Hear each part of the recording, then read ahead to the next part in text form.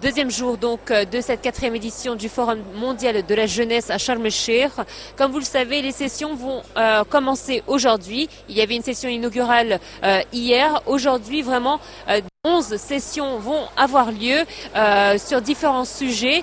Et j'ai le plaisir d'avoir avec moi Monsieur Alioune Badara Diop, venant du Sénégal, qui justement est un des intervenants de ces sessions. Il va nous en dire plus. Donc bonjour. Oui, bonjour madame. Dites-nous justement, quelle est la session dans laquelle vous participez?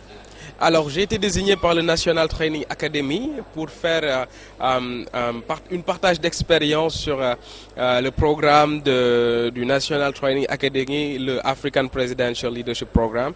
Donc, nous devons revenir sur nos expériences en Égypte, parce que c'est notre deuxième fois ici en Égypte. On doit revenir sur l'expérience qu'on a eue et ce que ça nous a apporté au plan professionnel. Donc, on doit échanger de ça avec les jeunesses, la jeunesse qui vient du monde, un peu partout dans le monde.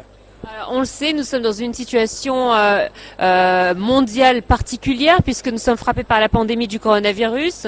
Il était impensable, même irréalisable de faire un forum tel que celui-ci, regroupant 2000 jeunes venant des quatre coins du monde. Comment vous avez pu constater les choses depuis votre arrivée ? Alors, on a pu remarquer que l'Égypte est un grand pays.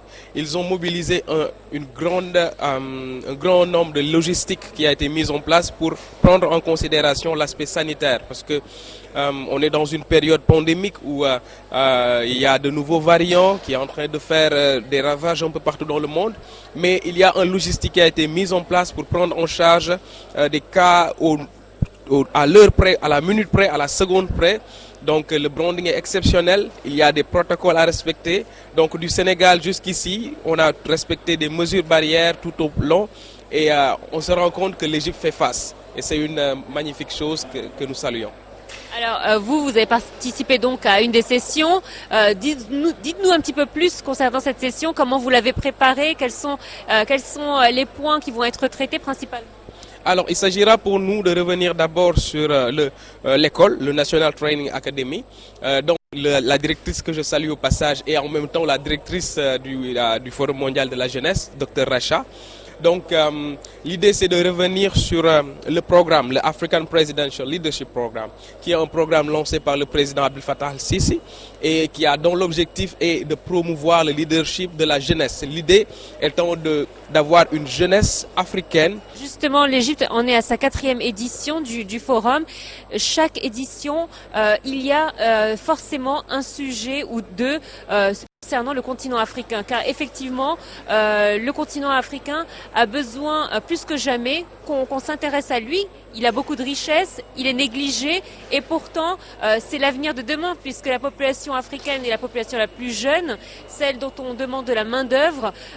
Comment pouvons-nous faire justement pour que ce forum soit transmis dans les différents pays du continent? Alors, l'Égypte a donné le temps en instaurant ce forum mondial de la jeunesse où l'objectif étant de fédérer une jeunesse. L'idée c'est d'investir dans une génération parce qu'il y a toute une génération de jeunes qui ont entre 18 et 30 ans qui pendant 4 ans à chaque année participent à un forum où ils sont des milliers à se retrouver. Donc l'idée, ils ont cette identité collective sachant qu'ils ont tous une citoyenneté mondiale au-delà même du continent africain parce que ça dépasse les frontières de l'Afrique. Donc l'idée c'est qu'en participant à ce forum, on se rend compte de notre diversité. On se rend compte que les divergences que nous avons, c'est ce qui fait même la beauté du monde. Il faut un peu de tout pour faire un monde et le forum nous le montre. Merci beaucoup à vous. Merci beaucoup. Voilà, donc nous sommes toujours avec vous de Sharm el-Sheikh pour vous présenter les différentes sessions en temps et en heure. C'était Nora Allais pour Nile TV International.